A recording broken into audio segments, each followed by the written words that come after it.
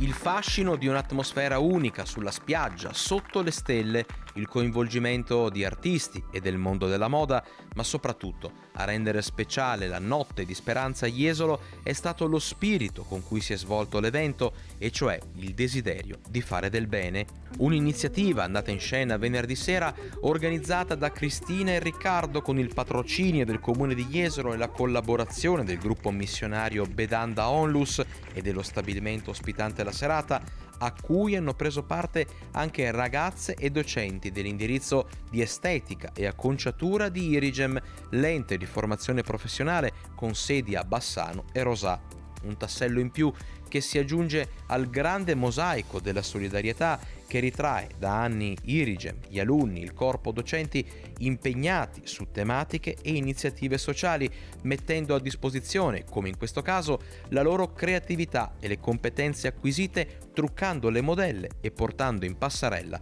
nuove sfumature di bellezza. Il ricavato della serata è stato devoluto alla Fondazione Città della Speranza, il cui principale obiettivo è sostenere la ricerca e le cure in ambito pediatrico, con particolare attenzione all'oncoematologia. Una notte di speranza che è stata un successo e al tempo stesso il modo migliore per dare speranza ai nuovi giorni.